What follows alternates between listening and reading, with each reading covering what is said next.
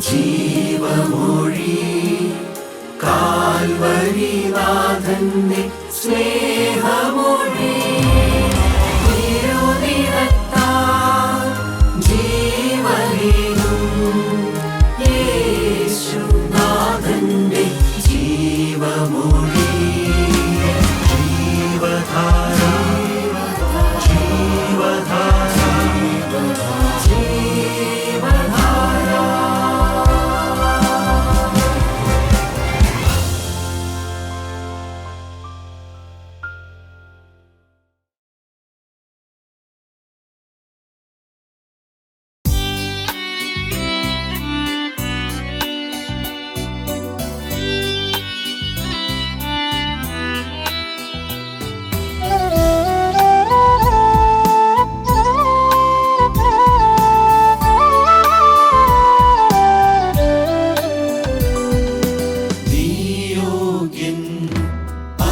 വിശുദ്ധൻ കെരൂബിന്മേൽ വസിക്കുന്നോനേ,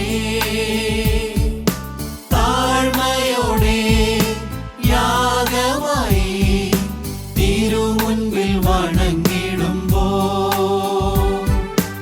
ആത്മസൗഖ്യം ഏകി നീ അടിയാരെ പോഷിപ്പിക്കാൻ. യഹോവ റാഫ, യഹോവ ശമ്മ, ഉന്നതൻ നീയെ കൂടിയിരിക്കുന്നു. യഹോവ റാഫ, യഹോവ ശാലോം, യാഹേ നീ മാത്രം സൗഖ്യമേകുന്നു. യഹോവ റാഫ, യഹോവ ശമ്മ, യഹോവ നീസി, യഹോവ ഈരേ. യഹോവ റാഫ, യഹോവ ശമ്മ, യഹോവ നീസി, യഹോവ ഈരേ.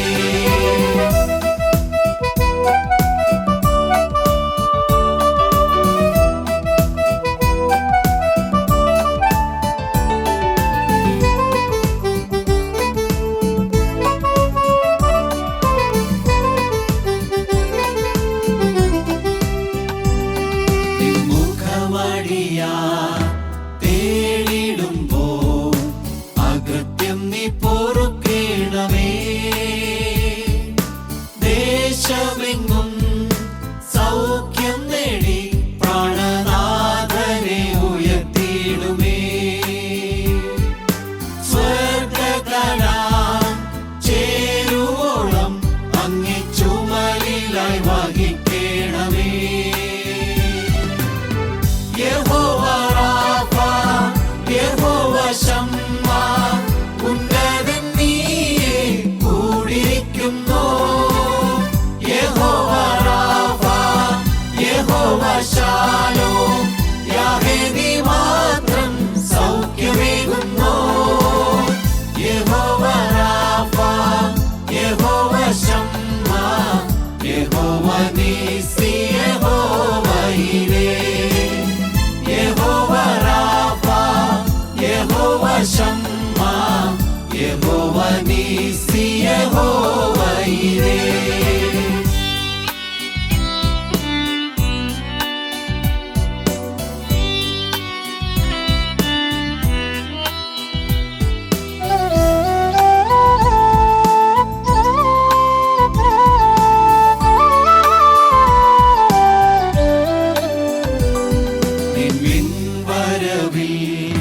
മഹത്വനാളിൽ പൊന്മുഖം കണ്ടിടുമ്പോൾ പൂർണ്ണ സൗഖ്യം വിടുതൽ നേടി മറയും നിൻ സാന്നിധ്യത്തിൽ. ഭാഗ്യനാട്ടിൽ ശുദ്ധർ കാൺകെ മൽപ്രിയനെ ചുംബിക്കുമേ. യഹോവ റാഫ, യഹോവ ശമ്മ, ഉന്നതൻ നീയെ കൂടിയിരിക്കുന്നു. യഹോവ റാഫ, യഹോവ ശാലോം, യാഹേ നീ മാത്രം സൗഖ്യമേകുന്നു. യഹോവ റാഫ, യഹോവ ശമ്മ, നീസി, യഹോവ ഈരേ, യഹോവ റാഫ, യഹോവ ശമ്മ, യഹോവ നീസി, യഹോവ ഈരേ.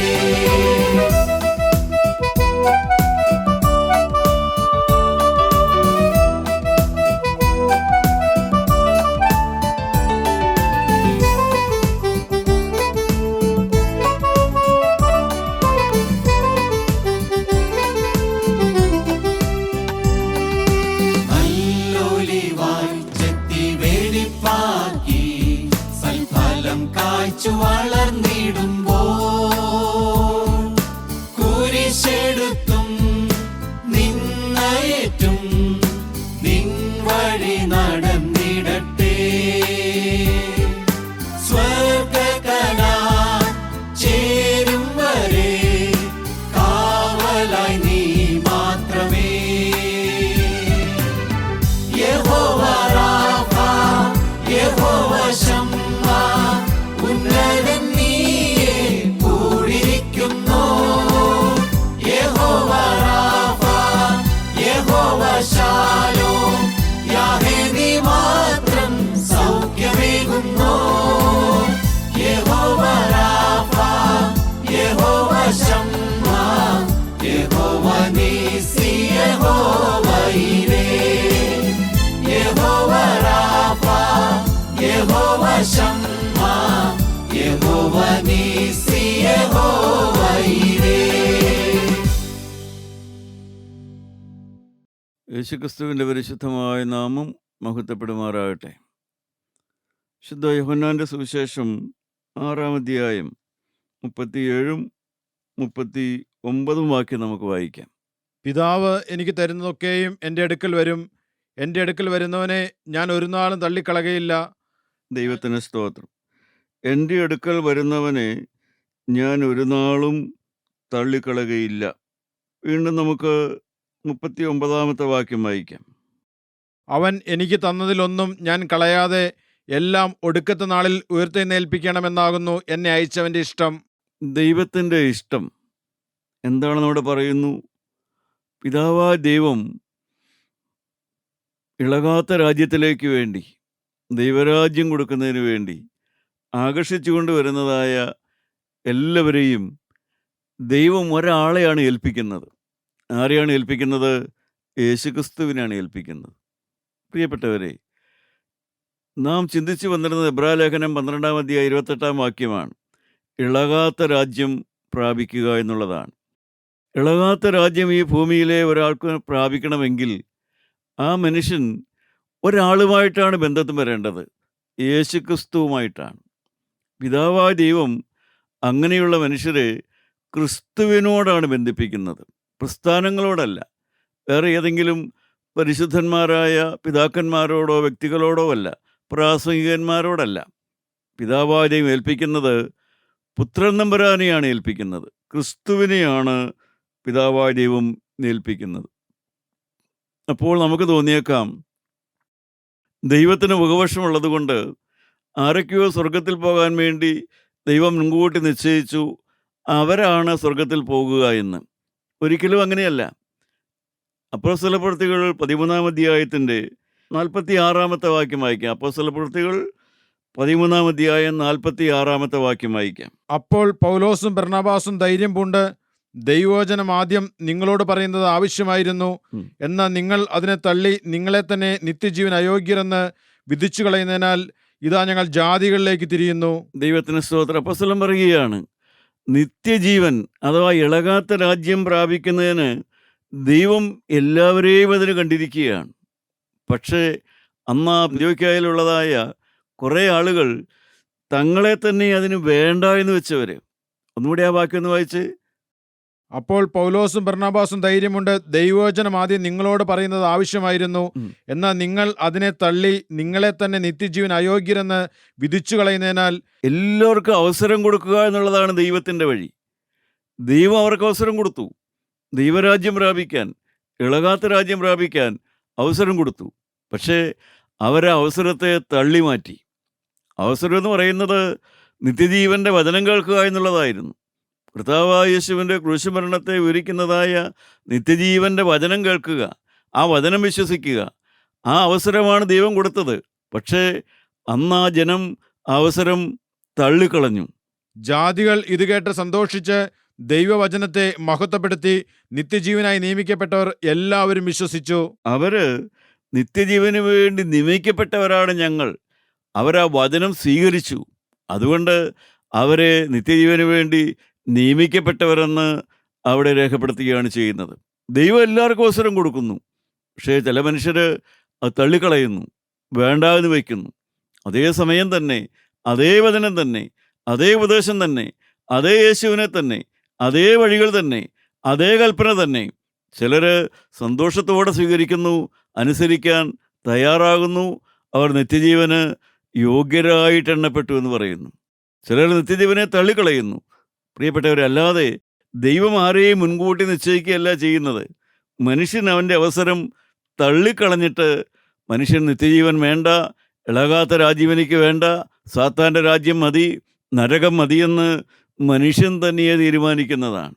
അല്ല, ദൈവം ആരെയും നരകത്തിലേക്കായിട്ട് ദൈവം മുൻകൂട്ടിയൊന്നും പ്ലാൻ ചെയ്തിട്ടില്ല. എല്ലാവർക്കും അവസരമുണ്ട്. വചനം സ്വീകരിക്കുക, വചനം അനുസരിക്കുക. ഈ കാലത്ത് നമ്മുടെ മുമ്പിലുള്ളത് ഒരേ ഒരു വഴി മാത്രമേ ഉള്ളൂ. യേശുവിൻ്റെ വചനം അനുസരിക്കുക, സത്യവേദ പുസ്തകം അനുസരിക്കുക, ക്രിസ്തുവിൻ്റെ കൽപ്പന പ്രകാരം നടക്കുക, ക്രിസ്തുവിൻ്റെ മുഖത്ത് നോക്കി ക്രിസ്തുവിനെ പിൻപറ്റുക. ദൈവമക്കളെ, എല്ലാവർക്കും ദൈവരാജ്യം പ്രാപിക്കാം. പക്ഷേ മനുഷ്യൻ്റെ മനസ്സ് ഇളക്കമുള്ളതാണ്. അവൻ എപ്പോഴും ഇങ്ങനെ ചിന്തിച്ചുകൊണ്ടിരിക്കും, വിൽ ഐ ബി ആക്സെപ്റ്റഡ്? എന്നെ ദൈവം സ്വീകരിക്കുമോ? എനിക്ക് ദൈവരാജ്യത്തിൽ പോകാൻ പറ്റുമോ? മനുഷ്യരുടെ ഹൃദയത്തിലെ വലിയൊരു ഭാരചിന്തയാണത്. ഭാരചിന്തയാണ്. ഒരുപക്ഷെ ഇതൊന്നും കേൾക്കാത്ത ആളുകളുണ്ട്.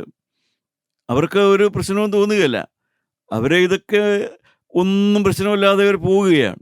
മരിച്ചു കഴിഞ്ഞ് ആ യാഥാർത്ഥ്യത്തെ നേരിടുമ്പോഴേ അവരറിയുന്നുള്ളൂ ഇങ്ങനെയൊരു വഴിയുണ്ടായിരുന്നുവെന്നും, ഒരു ദൈവരാജ്യം ഉണ്ടെന്നും, ഒരു സ്വർഗരാജ്യത്തിലേക്കുള്ള വഴിയുണ്ടായിരുന്നുവെന്നും അവർ മരണം കഴിഞ്ഞ് മാത്രമേ അറിയുന്നുള്ളൂ. അവർക്ക് പിന്നീടൊരു പോക്കുവഴിയുള്ളതായി നാം വേദപുസ്തകത്തിൽ വായിക്കുന്നില്ല. ഒരു മനുഷ്യന് ഒരിക്കൽ മാത്രമേ അവസരം കിട്ടുന്നുള്ളൂ. അത് മരണം കഴിഞ്ഞല്ല, മരണത്തിന് മുമ്പാണ് ദൈവരാജ്യം പ്രാപിക്കാനുള്ളതായ, ഇളകാത്ത രാജ്യം പ്രാപിക്കാനുള്ളതായ അവസരം ലഭിക്കുക. മറ്റൊരു കൂട്ടർ ആത്മീയരാണ്. ജന്മനാ തന്നെ അവർ ക്രിസ്ത്യാനികളെന്ന് പറയപ്പെടുന്നവരാണ്. അവരുടേതായ വിചാരം പ്രത്യേകിച്ചൊന്നും ചെയ്യേണ്ടതില്ല. അവർ ജീവിക്കേണ്ടതുപോലെ, കാരണവന്മാർ ജീവിച്ചതുപോലെ ദേവാലയവും പ്രാർത്ഥനാ കൂട്ടങ്ങളും ഇതെല്ലാമായിട്ടങ്ങ് ജീവിക്കുക, ആ വഴി അങ്ങ് പോവുക. അതിലുപരിയായിട്ട് ഹൃദയത്തിൽ എന്തെങ്കിലും മാറ്റം വരണമെന്നോ, തൻ്റെ ജീവിതത്തിലെ പാപസംബന്ധമായ വിഷയങ്ങളിൽ വ്യത്യാസം ഏറ്റുപറച്ചിൽ വേണമെന്നോ, പശ്ചാത്താപമോ അനുതാപമോ അതൊന്നും അവരുടെ വിഷയമാകുന്നില്ല. അവർ കർമ്മങ്ങളും ആചാരങ്ങളുമുണ്ട്, അങ്ങനെ കണ്ണടച്ചു പോകുന്ന ആളുകളുണ്ട്. എന്നാൽ നിഷ്കളങ്കരായിട്ട് ദൈവരാജ്യത്തിൽ പോകണം എന്നാഗ്രഹിക്കുന്ന ആളുകൾക്കാണ് ഏറ്റവും വലിയ പ്രതിസന്ധി നേരിടുന്നത്. കാരണം അവരുടെ ഹൃദയം ഇങ്ങനെ തേങ്ങിക്കൊണ്ടിരിക്കും. അവരുടെ ഹൃദയത്തിൽ തേങ്ങലാണ്. ദൈവം എന്നെ സ്വീകരിക്കുമോ, ദൈവം എന്നെ ദൈവരാജ്യത്തിൽ എത്തിക്കുമോ എന്നുള്ളതായ തേങ്ങലാണ് അവർക്കുള്ളത്. അതിൻ്റെ ഒന്നാമത്തെ കാരണം വിശ്വാസത്തിൻ്റെ രാഹിത്യമാണ്. വിശ്വാസമില്ല എന്നുള്ളതാണ്. ഇന്നത്തെ ആത്മീയ ഗോളത്തിലേക്ക് നാം നോക്കിയാൽ തന്നെ വിശ്വാസ ആത്മീയമല്ല എന്ന് പലർക്കും ഉള്ളത്. മറിച്ച് ഒരു സംശയമാണ് എല്ലാത്തിലും. ആത്മീയത്തെക്കുറിച്ച് തന്നെ, പോകുന്ന വഴിയെക്കുറിച്ച് തന്നെ, കേൾക്കുന്ന വചനത്തെക്കുറിച്ച് തന്നെ, വചനം പറയുന്നവരെക്കുറിച്ച് തന്നെ, പ്രാർത്ഥനയെക്കുറിച്ച് തന്നെ, എല്ലാത്തിനെക്കുറിച്ചും വിശ്വാസമല്ല, ഒരു സംശയമാണ് എവിടെയും. നാം മർക്കോസിൻ്റെ സുവിശേഷം 5-ാം അധ്യായം 28-ാമത്തെ വാക്യത്തിൽ ഒരു സ്ത്രീയെ പരിചയപ്പെടുന്നുണ്ട്. വിധം പ്രായമായ ഒരു സ്ത്രീ, വളരെ അവശതയായ ഒരു സ്ത്രീ. അവൾക്ക് എന്താണുള്ളത് നമുക്ക് നോക്കാം. 5-ാം അധ്യായത്തിന് 28-ാമത്തെ വാക്യം. അവന്റെ വസ്ത്രമെങ്കിലും തൊട്ടാൽ ഞാൻ രക്ഷപ്പെടുമെന്ന് പറഞ്ഞ് പുരുഷാരത്തിൽ കൂടി പിറകിൽ വന്ന് അവന്റെ വസ്ത്രം തൊട്ടു. ദൈവത്തിന് സ്തോത്രം. അവൻ്റെ യേശുവിൻ്റെ വസ്ത്രമെങ്കിലും തൊട്ടാൽ തനിക്ക് സൗഖ്യം വരുമെന്ന് അവൾ പറഞ്ഞുകൊണ്ടിരുന്നു. അതവളുടെ വിശ്വാസം. ആര് പഠിപ്പിച്ചു? ആരെങ്കിലും പ്രസംഗിച്ചോ? അങ്ങനെ ആരും പ്രസംഗിച്ചതായിട്ടില്ല. യേശുവിൻ്റെ വസ്ത്രത്തെ തൊട്ടാൽ സൗഖ്യം കിട്ടുമെന്ന് ആരും പ്രസംഗിച്ചില്ല. ഒരു പള്ളിയിലും പറഞ്ഞില്ല, ഒരു ദേശത്ത് ആരും പ്രസംഗിച്ചില്ല. പിന്നെ ആരാണ് അവളോട് പറഞ്ഞത്? യേശുവിൻ്റെ വസ്ത്രം തൊട്ടാൽ എനിക്ക് പരിഹാരം കിട്ടുമെന്ന് ആരാണ് അവളോട് പറഞ്ഞു കൊടുത്തത്? അവൾ തന്നെത്താൻ പഠിച്ചതല്ല, അവൾ പാണ്ഡിത്യമുള്ളവളല്ല, പഠിപ്പുള്ളവളല്ല, യാതൊന്നുമില്ല, ആരും അവളെ ഉപദേശിച്ചുമില്ല. പക്ഷേ അവിടെയാണ് പരിശുദ്ധാത്മാവിൻ്റെ പ്രവർത്തനം. പരിശുദ്ധാത്മാവ് ആ നിസ്സഹായതയായ ആ സ്ത്രീയോട് പരിശുദ്ധാത്മാവ് മനസ്സലിഞ്ഞിട്ട് അവൾക്കൊരു വിശ്വാസം കൊടുത്തു. ക്രിസ്തു, യേശു, അവൻ്റെ വസ്ത്രത്തെ തൊടാനേ അവൾക്ക് പറ്റുള്ളൂ, അവളുടെ അവശത കൊണ്ട് അത് മതി എന്ന് വിശ്വസിക്കാൻ ഒരു കൃപ കിട്ടി. എൻ്റെ പ്രിയപ്പെട്ടവർ, അതൊരു ധൈര്യമാണത്. അവിടെ പരിശുദ്ധാത്മാവ് ആ സ്ത്രീയെ ധൈര്യപ്പെടുത്തുകയാണ്. അവിടെ സംശയമില്ലാതെ അവൻ്റെ വസ്ത്രത്തിലും തൊട്ടാൽ എനിക്ക് സൗഖ്യം തരും. അവിടെയാണ് ധൈര്യം എന്ന് പറയുന്നത്. എപ്പോഴും ദൈവത്തിൻ്റെ ആത്മാവ് നിസ്സഹാരനായ മനുഷ്യനെ ധൈര്യപ്പെടുത്തുന്നതായി നമുക്ക് വായിക്കാൻ സാധിക്കും.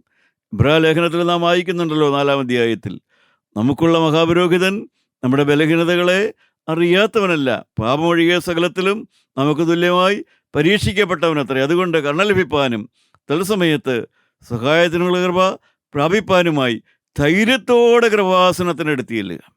അവിടെ ധൈര്യത്തോടെ പ്രാർത്ഥിക്കാനാണ് പറയുന്നത്. ധൈര്യത്തോടെ യേശുവിൻ്റെ അടുക്കൽ ചെന്ന് വസ്ത്രത്തെ ഒന്ന് തൊടുക, ധൈര്യത്തോടെ പ്രാർത്ഥിക്കുക. ഇനിയും ധൈര്യം നമുക്ക് നോക്കാം. 1 യോഹന്നാൻ 4-ാം അധ്യായത്തിൻ്റെ 17-ാമത്തെ വാക്യം. എപ്പോഴാണ് പരിശുദ്ധാത്മാവ് നമുക്ക് ധൈര്യം തരുന്നത്? നമുക്ക് വായിച്ചു കേൾക്കാം. 1 യോഹന്നാൻ 4:17. ന്യായവിധി ദിവസത്തിൽ നമുക്ക് ധൈര്യം ഉണ്ടാവാൻ തക്കവണ്ണം ഇതിനാൽ സ്നേഹം നമ്മോട് തികഞ്ഞിരിക്കുന്നു. അവൻ ഇരിക്കുന്നത് പോലെ ഈ ലോകത്തിൽ നാമും ഇരിക്കുന്നു. ദൈവത്തിന് സ്തോത്രം. ന്യായവിധിയുടെ നാളിൽ ധൈര്യം ഉണ്ടാകും. അതിപ്പോഴേ ഉറപ്പാണ്. അതിപ്പോഴേ ഉറപ്പാക്കിയിട്ടാണ് മരണത്തിന് മുമ്പ് തന്നെ മനുഷ്യൻ ആ ഉറപ്പ് കൊടുത്താണ് പരിശുദ്ധാത്മാവ് വിടുന്നത്. ന്യായവിധിയുടെ നാളിൽ ഉറപ്പോടെ ധൈര്യത്തിനുണ്ടാകേണ്ടതിന് പ്രിയപ്പെട്ടവരെ എങ്ങനെ ഒരുങ്ങണം, ഏത് വിടണം, ഏത് സ്വീകരിക്കണം, ആത്മാവ് ഒരുക്കിയാണ് വിടുന്നത്. ധൈര്യം തരുന്ന ഒരാത്മാവ്. ദൈവരാജ്യം. യേശുവിനെ തൊട്ടാൽ എനിക്ക് സൗഖ്യം തരും, യേശുവിനെ തൊട്ടാൽ എൻ്റെ പ്രശ്നം മാറും, യേശുവിനെ തൊട്ടാൽ എൻ്റെ വേദന മാറും, യേശുവിനെ തൊട്ടാൽ എൻ്റെ അവശത മാറും, എൻ്റെ മനോവേദന മാറും, എൻ്റെ ശരീരത്തിലും സൗഖ്യം വരും. വിശ്വാസം. രണ്ടാമത് ധൈര്യത്തോടെ ചെന്ന് പ്രാർത്ഥിക്കുവാനുള്ളതായ ആ ധൈര്യം. കർത്താവേ, ഈ പ്രതിസന്ധി കടന്നു പോകാനുള്ളതായ ധൈര്യം, എനിക്ക് പാപത്തിൻ്റെ മേൽ ജയം വേണമെന്നുള്ളതായ ധൈര്യം, പാപം കൂടാതെ ജീവിക്കാൻ എനിക്ക് കൃപ തരുമെന്നുള്ളതായ ആ ധൈര്യം. മൂന്നാമത് ന്യായവിധിയുടെ നാളിൽ ദൈവത്തിൻ്റെ മുമ്പാകെ, ന്യായാധിപനായ യേശുവിൻ്റെ മുമ്പാകെ നിൽക്കാനുള്ളതായ ധൈര്യം ഈ ഭൂമിയിൽ വെച്ച് തന്നെ മനുഷ്യൻ പ്രാപിക്കുകയാണ്. ദൈവമക്കൾ, ഇതൊക്കെ സാധ്യമാണോ? ഈ ഭൂമിയിൽ വെച്ച് തന്നെ ഒരു ന്യായവിധിയുണ്ട് എന്ന് മനസ്സിലായി.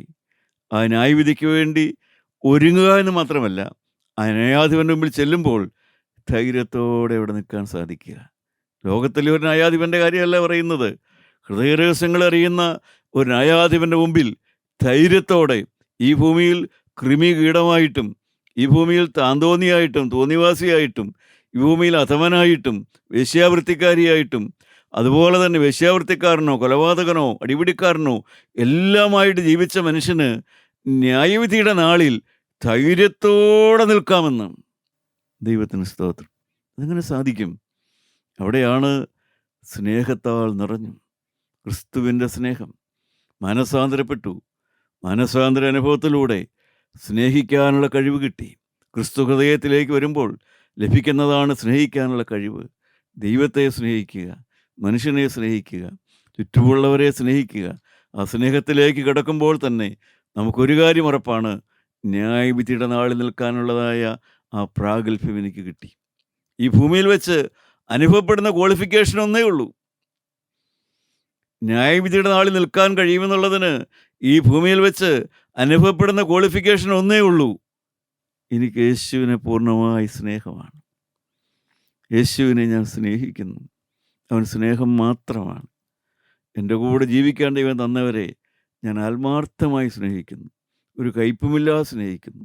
ദൈവം എനിക്ക് തന്ന ആത്മീയ സഹോദരങ്ങളെയും ഞാൻ ആത്മാർത്ഥമായി സ്നേഹിക്കുന്നു.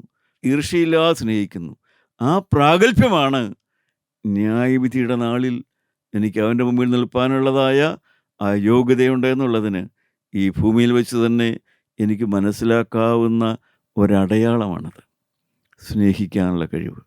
എൻ്റെ അടുക്കൽ വരുന്നവനെ ഞാൻ ഒരു നാളും കൈവിടുകയില്ല. ഇളകാത്ത രാജ്യം കിട്ടുമോ എനിക്ക്? ദൈവം കൈവിട്ട് കളയുമോ? ദൈവം മറന്നു കളയുമോ? തക്ക സമയം വരുമ്പോൾ ദൈവം എന്നെ പിശാച് പിടിച്ചോട്ടെ എന്ന് വെച്ച് ദൈവം അങ്ങ് മാറുമോ? പിശാച് എന്നെ പിടിച്ചുകൊണ്ട് പോകുമോ? ദൈവമക്കളെ, എപ്പോഴും നാം ഉറയ്ക്കുക, ഉത്തരവാദിത്തമുള്ള ഒരു സൃഷ്ടാവാണ് എന്നെയും നിങ്ങളെയും ഈ ഭൂമിയിലേക്ക് അയച്ചത്. എന്നെയും നിങ്ങളെ ഈ ഭൂമിയിലേക്ക് അയച്ചത് ഒരു ഉത്തരവാദിത്തപ്പെട്ട സൃഷ്ടാവാണ് അയച്ചത്. ഈ ഭൂമിയിലെ ഒരപ്പനും അമ്മയും എന്നെ മറന്നാലും ദൈവം എന്നെ മറക്കുകയില്ല, സങ്കീർത്തനക്കാരൻ പറയും. കാരണം ഒരപ്പനൊരു ഉത്തരവാദിത്തമുണ്ട്, ഒരമ്മയ്ക്കൊരു ഉത്തരവാദിത്തമുണ്ട്. അപ്പൻ ഏത് പ്രകാരവും അതിൻ്റെ മകനെ രക്ഷിക്കാൻ വേണ്ടി ശ്രമിക്കുന്ന ഒരു ഉത്തരവാദിത്തമാണ്. ഇനി അവർ മറന്നാൽ പോലും ഉത്തരവാദിത്തപ്പെട്ട ഒരു ദൈവമാണ് എന്നെ ഈ ഭൂമിയിലേക്ക് സൃഷ്ടിച്ചയച്ചത്. അത് നിങ്ങളുടെ മക്കളെ ചെറുപ്പകാലത്തെ പഠിപ്പിക്കണം. നിങ്ങളുടെ മക്കളെ കുഞ്ഞുകാലം മുതൽ പഠിപ്പിക്കണം. മോനെ, ഈ ഭൂമിയിലേക്ക് മോൻ ജനിച്ചത് ദൈവം സൃഷ്ടിച്ചതാണ് മോനെ. ഉത്തരവാദിത്തപ്പെട്ട ഒരു ദൈവമാണ് മോനെ സൃഷ്ടിച്ചത്. ആ ദൈവം കൈവിടുന്നവനല്ല, ആ ദൈവം ഉപേക്ഷിക്കുന്നവനല്ല, ആ ദൈവം പിണങ്ങി മാറുന്നവനല്ല. ആ ദൈവം നിന്നെ സ്വർഗത്തിലെത്തിക്കും, നിന്നെ പഠിപ്പിക്കും, നിന്നെ ഉയർത്തും, നിനക്ക് ഭാവി തരും, നിനക്ക് ഐശ്വര്യം തരും. നീ അവൻ്റെ മകനാണ്. ആ ബന്ധം നിലനിർത്തുക എന്നുള്ളതാണ് നിൻ്റെ ഉത്തരവാദിത്തം. എൻ്റെ പ്രിയപ്പെട്ടവരെ, നമ്മൾ അനേകർക്കും സാധിക്കാതെ പോകുന്ന ഒരു കാര്യമാണ്. നമ്മൾക്കെല്ലാം ദൈവം തന്നിരിക്കുന്ന ജീവിതം വ്യത്യസ്തങ്ങളാണ്. ഒരാളെപ്പോലെയല്ല മറ്റൊരാൾ, ഒരാളുടെ അവസ്ഥയല്ല മറ്റൊരാളുടെ. ജ്യേഷ്ഠത്തിയുടെ പോലെയല്ല അനിയത്തി, അനിയൻ്റെ പോലെയല്ല ജ്യേഷ്ഠൻ. പ്രിയപ്പെട്ടവരെ, സഹോദരങ്ങൾ തമ്മിലോ സഹോദരിമാർ തമ്മിലോ ഒരു താരതമ്യപ്പെടുത്താൻ പോലും നമുക്ക് സാധിക്കുകയില്ല. അത്ര വ്യത്യാസപ്പെട്ട ജീവിത സാഹചര്യങ്ങളും ജീവിത വെല്ലുവിളികളുമാണ് നമ്മുടെ മുമ്പിലേക്ക് വരിക. അതുകൊണ്ട് ഒന്നും പകർത്തി എഴുതാൻ സാധിക്കില്ല. മറ്റൊരാളെപ്പോലെ ഇയാൾ, അവളെപ്പോലെ ഇവള്, ഇവനെപ്പോലെ അവൻ, അങ്ങനെയൊന്നും നമുക്ക് താരതമ്യപ്പെടുത്താൻ പറ്റുകയില്ല. ഓരോരുത്തരും അവരവരെ കർത്താവിൽ നിന്ന് പ്രാപിക്കണം. ഓരോരുത്തരും യേശുക്രിസ്തുവിൽ നിന്ന് അവരുടെ മുമ്പിലുള്ളതായ ജീവിതം ശ്രദ്ധയോടെ ഓടുവാനും അവരുടെ മുമ്പിലുള്ളതായ ജീവിതത്തിൽ ഇളകാത്ത രാജ്യം പ്രാപിക്കേണ്ടതിന് വേണ്ടി ഓരോരുത്തരും ദൈവത്തിൽ നിന്ന് അവന് വേണ്ടതായ നടത്തിപ്പ് പ്രാപിക്കണം. ദൈവത്തിൻ്റെ ആലോചന പ്രാപിച്ച് ഓരോരുത്തരും ജീവിച്ചു പോരേണ്ടതാണ്. ദൈവത്തിന് സ്തോത്രം. എന്തുകൊണ്ടാണ് നമ്മുടെ സംശയം മാറാത്തത്? കർത്താവിൻ്റെ പാപം ക്ഷമിച്ചോ? എനിക്ക് ദൈവരാജ്യം കിട്ടുമോ? സംശയങ്ങൾ വരാൻ നമുക്ക് ചിന്തിച്ചാൽ അറിയാം. 3-4 കാര്യങ്ങൾ നമുക്ക് ചിന്തിച്ച് പറയാനായിട്ട് സാധിക്കും. ഒന്ന്, ദൈവം എൻ്റെ പാപം ക്ഷമിച്ചോ ഇല്ലയോ സംശയം വരാനുള്ള കാരണം, ഒന്നാമത്തെ കാരണം എന്തായിരിക്കും? അവസരം കിട്ടിയാലും ഞാൻ ഇനി പാപം ചെയ്യൂല. ആ ഉറപ്പുണ്ട്. ദാവീദിന് ആ ഉറപ്പുണ്ട്. ദാവീദ് വേണ്ടാതിനം ചെയ്തതാ. പക്ഷേ ദാവീദിന് പാപം ക്ഷമിച്ചോ സംശയമില്ല. കാരണം ദാവീദിന് ഉറപ്പുണ്ട്, ഇനിയൊരവസരം കിട്ടിയാലും ഞാനത് ചെയ്യുകയില്ല എന്നുള്ള ഉറപ്പുണ്ട്. ദൈവമക്കളെ, നമുക്ക് ആ ഉറപ്പുണ്ടോ? ആ ഉറപ്പ് ഹൃദയത്തിൽ നിന്ന് പ്രാപിച്ചില്ല എങ്കിൽ നാം പുറമേ പാപം വിട്ടാലും നമ്മുടെ ഹൃദയം കൊണ്ട് പാപത്തെ താലോലിക്കുന്നുണ്ടാകും. എന്നെ ആത്മീയം പഠിപ്പിച്ച പ്രിയപ്പെട്ട യോനാ സാർ പറയാറുണ്ടായിരുന്നു, പാപത്തിൻ്റെ ഒരു ഊറിയ രസമെന്ന്. പാപം അത് വേണ്ട, പക്ഷേ ഹൃദയത്തിൻ്റെ ഉള്ളിൽ അതിനോട് ഒരു വെറുപ്പില്ലായ്മ. അത്ര വലിയ കുറ്റമൊന്നുമല്ല, എങ്കിലും വേണ്ടാതിരിക്കുക നല്ലത്, ആ ഒരു അഭിപ്രായം. അങ്ങനെ ഒരു മനോഭാവമുള്ള ആളുകൾക്ക് ഒരിക്കലും പാപം ക്ഷമിച്ച് കിട്ടിയതായിട്ട് നിർണയം ഒരിക്കലും ഉണ്ടാകുകയില്ല. രണ്ടാമത്, നമ്മുടെ ഹൃദയത്തിൽ ആരോടെങ്കിലും കയ്പുണ്ടെങ്കിൽ നമുക്ക് നമ്മുടെ പാപം ക്ഷമിച്ച് കിട്ടിയെന്നുള്ളതായ ആ നിർണയം ഉണ്ടായിരിക്കുകയില്ല. നമ്മുടെ ഉള്ളിൽ കിടക്കുന്ന കയ്പ് വേറെ ഏതെങ്കിലും വിധത്തിലായിരിക്കും. പക്ഷേ ആരോടെങ്കിലും കയ്പുള്ള ഹൃദയമുള്ള ഒരു വ്യക്തിക്ക് അവൻ്റെ ഹൃദയത്തിൽ കർത്താവ് എൻ്റെ പാപം കഴുകിയെന്നുള്ളതായ ആ നിർണയം ലഭിക്കുകയില്ല. മൂന്നാമതായി, കർത്താവായ യേശുക്രിസ്തുവിൻ്റെ ക്രൂശിലെ ബലിയിൽ വിശ്വസിക്കാതെ പോവുക. ക്രൂശ് ബലിയിൽ വിശ്വസിക്കാതെ പോവുക. അവർക്കും ക്രിസ്തുവിൻ്റെ ക്രൂശ് ബലി അതിൻ്റെ മൂല്യം മനസ്സിലാക്കാതിരിക്കുക, അതിൻ്റെ വില മനസ്സിലാക്കാതെ പോവുക. അവർക്കും ഒരിക്കലും പാപബോധം അഥവാ പാപം ക്ഷമിച്ചു എന്നുള്ളതായ ആ ബോധം ലഭിക്കുകയില്ല എന്നുള്ളതാണ് സത്യം. നാലാമതായിട്ട്, നമുക്ക് ആ നിർണയം കിട്ടണമെങ്കിൽ നാം ഒരു പ്രാവശ്യം ഏറ്റുപറഞ്ഞു, ഒരു പ്രാവശ്യം ഒരു വചനം കേട്ടു, ഒരു പ്രാവശ്യം വാക്യം വായിച്ചു, നമുക്കൊരു ബോധമുണ്ടായി, അത് ഏറ്റുപറഞ്ഞു, ശരി തന്നെ. പക്ഷേ നാം പിന്നെയും പിന്നെയും വചനം കേൾക്കുകയും കൂടുതലായിട്ട് കർത്താവിനോട് അടുക്കുകയും ദൈവത്തോടും ദൈവമക്കളോടും ദൈവവേലയോടെല്ലാം അടുത്തടുത്ത് വന്നാൽ മാത്രമേ നമുക്ക് പൂർണ്ണമായിട്ടും കർത്താവിൻ്റെ പാപം ക്ഷമിച്ചു എന്നുള്ളതായ ആ ബോധം ലഭിക്കുകയുള്ളൂ. നമുക്ക് പഴയ നിയമകാലത്തെ ഭക്തന്മാരായ ആളുകളിലേക്ക് നോക്കാം. അവരുടെ വേദനാ വിഷയം എന്തായിരുന്നു നോക്കാം. വേദനാ വിഷയം നമുക്കൊന്ന് വായിച്ചു നോക്കാം. എബ്രായ ലേഖനം 9-ാം അധ്യായത്തിൻ്റെ 9-ാം വാക്യം വായിക്കാം. 10-ാം അധ്യായത്തിൻ്റെ 11-ാം വാക്യം വായിക്കാം. എബ്രായ ലേഖനം 9:9. ആ കൂടാരം ഈ കാലത്തേക്കൊരു സാദൃശ്യമത്രേ. അതിനൊത്തവണ്ണം ആരാധനക്കാരന്റെ മനസ്സാക്ഷിയിൽ പൂർണ്ണ സമാധാനം വരുത്തുവാൻ കഴിയാത്ത വഴിപാടും യാഗവും അർപ്പിച്ചു പോരുന്നു. പഴയ നിയമകാലത്തെ ആ ഭക്തന്മാര് വഴിപാടും യാഗവും അർപ്പിച്ചു പോന്നിരുന്നു. പക്ഷേ അവരുടെ മനസ്സാക്ഷി പൂർണ്ണ സമാധാനത്തിലേക്ക് വന്നിരുന്നില്ല. അവരുടെ വേദന അവിടെ കിടക്കുകയായിരുന്നു. പാപം അത് ക്ഷമിച്ചു കിട്ടിയോ എന്നുള്ളതായ വേദന, പരിഹാരം വന്നോ എന്നുള്ളതായ വേദന. 10-ാം അധ്യായം 11-ാമത്തെ വാക്യം വായിക്കാം. ഏത് പുരോഹിതനും ദിവസേന ശുശ്രൂഷിച്ചും പാപങ്ങളെ പരിഹരിപ്പാൻ ഒരു നാളും കഴിയാത്ത അതേ യാഗങ്ങളെ കൂടെ കഴിച്ചും കൊണ്ട് നിൽക്കുന്നു. പ്രിയപ്പെട്ടവരെ, ആ കാലത്തെ പുരോഹിതൻ പരിഹാരം വരുത്താത്ത യാഗം പിന്നെയും പാപത്തിന് പരിഹാരം വരുത്താത്ത യാഗം പിന്നെയും അർപ്പിച്ചുകൊണ്ടിരുന്നു. കർത്താവായ യേശുവോ പാപങ്ങൾക്ക് വേണ്ടി ഏകയാഗം കഴിച്ചിട്ട് എന്നേക്കും ദൈവത്തിന്റെ വലത്തുഭാഗത്ത് ഇരുന്നു കൊണ്ട് തന്റെ ശത്രുക്കൾ തന്റെ പാദപീഠമാകുവോളം കാത്തിരിക്കുന്നു. ദൈവത്തിന് സ്തോത്രം. പഴയ നിയമകാലത്ത് യാഗങ്ങൾ കഴിച്ചിരുന്നു. പക്ഷേ കഴിച്ചു കഴിയുമ്പോൾ തന്നെ അവരുടെ ഹൃദയത്തിൽ സമാധാനം പ്രാപിച്ചിരുന്നില്ല. പാപമോചനം കിട്ടിയെന്നുള്ളതായ ആ പ്രാഗൽഭ്യം കിട്ടിയിരുന്നില്ല. അക്കാലത്ത് പുരോഹിതന്മാർ പോലും യാഗങ്ങളിങ്ങനെ കഴിച്ചുകൊണ്ടേയിരുന്നു. പിന്നെയും യാഗം കഴിച്ചുകൊണ്ടിരുന്നു. മനുഷ്യൻ ഒരു കാലത്ത് ദൈവത്തോടു കൂടെ നടക്കുന്നവനായിരുന്നു. പുറപ്പാടിന് മുമ്പുള്ള കാലത്ത്, ന്യായപ്രമാണത്തിന് മുമ്പുള്ള കാലത്ത് ഹാനോക്ക് ദൈവത്തോടുകൂടെ നടന്നു. ഹാനോക്കിന് ഭയപ്പെടാതെ ദൈവത്തിൻ്റെ കൂടെ നടക്കാൻ പറ്റി. കാരണം അവന് വിവാഹിതനാണ്, മകനുണ്ടായി, കുടുംബജീവിതമുണ്ടായിരുന്നു. പക്ഷെ ദൈവത്തോടു കൂടെ നടന്നു. കുറ്റബോധമില്ലാതെ ദൈവത്തോട് നടക്കാൻ സാധിച്ചു. കാരണം ദൈവത്തോടുള്ളതായ ആ സ്നേഹത്തിൽ നടക്കാനായിട്ട് സാധിച്ചു. ദാവീദിൻ്റെ കാലം വന്നു. ദാവീദ് പാപത്തിൽ വീണ ദാവീദിൻ്റെ കാലം വന്നപ്പോൾ പുരോഹിതനുണ്ട്, എല്ലാം ഉണ്ട്. പഴയ നിയമകാലത്തെ ദൈവമക്കൾ ദേവാലയം വഴിയാണ് ദൈവത്തോട് ബന്ധപ്പെട്ടുകൊണ്ടിരുന്നത്. പുരോഹിതൻ വഴിയാണ് ദൈവത്തോട് ബന്ധപ്പെട്ടിരുന്നത്. മോശയുടെ കാലം മുതൽ നമുക്ക് കാണാം, മനുഷ്യൻ നേരിട്ട് ദൈവത്തോട് ബന്ധപ്പെടുന്നില്ല. പുരോഹിതൻ വഴി ബന്ധം, ദേവാലയം വഴി ബന്ധം, അല്ലാതെ ദൈവത്തോട് നേരിട്ട് ബന്ധമുണ്ടായിരുന്നില്ല.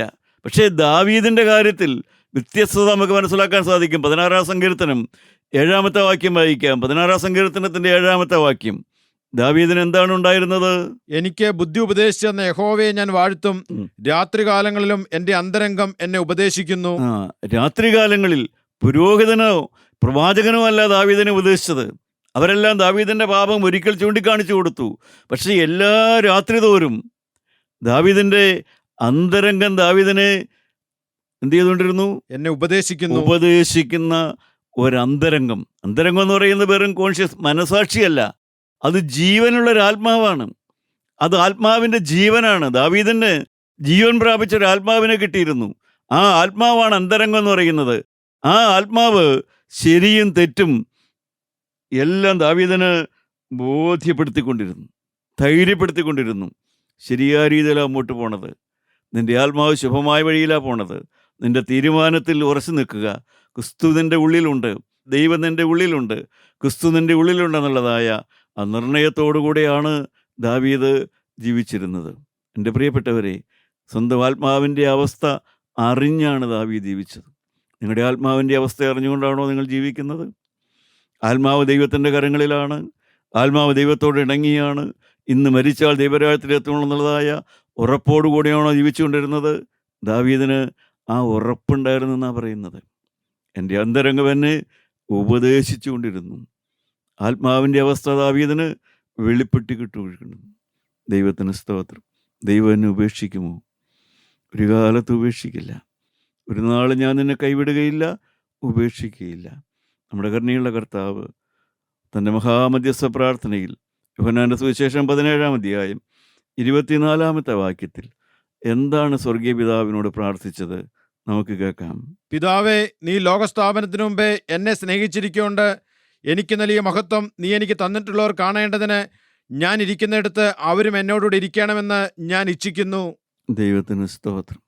പിതാവ് പ്രാർത്ഥിക്കുകയാണ്, പിതാവേ, നീ എനിക്ക് തന്ന മഹത്വം ഇവർ കാണേണ്ടതിന് ഞാൻ ഇരിക്കുന്നത് ആ തേജസ് അവർക്ക് കാണിച്ചു കൊടുക്കണമെന്ന്. ദൈവമക്കളെ, ആരാണ് പ്രാർത്ഥിച്ചത്? യേശുവാണ് പ്രാർത്ഥിച്ചത്. സാധാരണക്കാരായ ആ മനുഷ്യർക്ക് ദൈവത്തിൻ്റെ തേജസ്, ക്രിസ്തു ഇരിക്കുന്ന ദൈവരാജ്യത്തിൽ ആ തേജസ് അവർക്ക് കാണിച്ചു കൊടുക്കണമെന്ന് പിതാവാ ദൈവത്തോട് യേശു ക്രിസ്തു പ്രാർത്ഥിക്കുകയാണ് ചെയ്യുന്നത്. നമ്മുടെ പൗരത്വമോ സ്വർഗത്തിലത്രേ.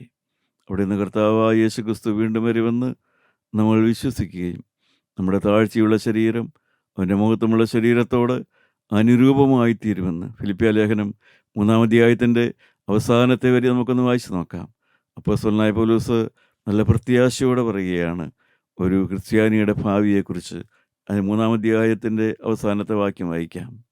അവൻ സകലവും തനിക്ക് കീഴ്പ്പെടുത്തുവാൻ കഴിയുന്ന തൻ്റെ വ്യാപാര ശക്തി കൊണ്ട് നമ്മുടെ താഴ്ചയുള്ള ശരീരത്തെ തൻ്റെ മഹത്വമുള്ള ശരീരത്തോട് അനുരൂപമായി രൂപാന്തരപ്പെടുത്തും. ദൈവത്തിന് സ്തോത്രം. പ്രിയപ്പെട്ടവരെ, ദൈവം ഇതെല്ലാം ചെയ്യും. യേശു ക്രിസ്തു ഇതെല്ലാം ചെയ്യും. ക്രിസ്തു നമ്മളെ കൈവിടുകയില്ല.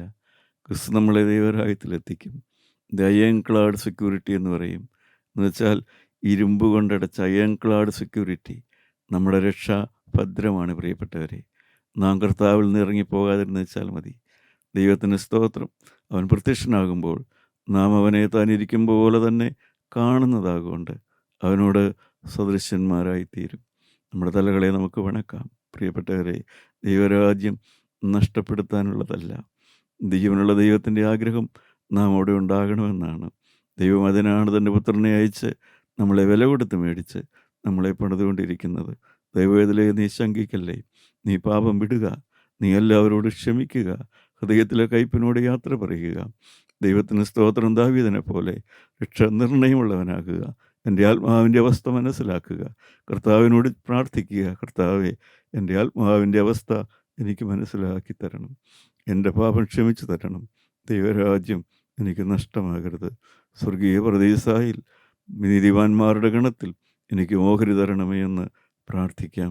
നല്ല ദൈവമേ, രക്ഷാനായക, അവിടുത്തെ വിലയേറിയ വാഗ്ദത്തങ്ങൾക്കായി സ്തോത്രം, വിലയേറിയ വചനത്തിനായി സ്തോത്രം. നിന്റെ മക്കളെ അനുഗ്രഹിക്കണമേ. തിരുരക്തം കൊണ്ട് അവരെ മുദ്രയിടണമേ. നഷ്ടപ്പെടാത്ത സൗഭാഗ്യം കൊടുത്ത് ഞങ്ങളെ എല്ലാവരെയും തന്ന് അനുഗ്രഹിക്കണമെന്ന് യേശു മൂലം പ്രാർത്ഥിക്കുന്നു. കൃപയോട് കേട്ട് ഉത്തരം തരുമാറാകണമേ. ആമേൻ.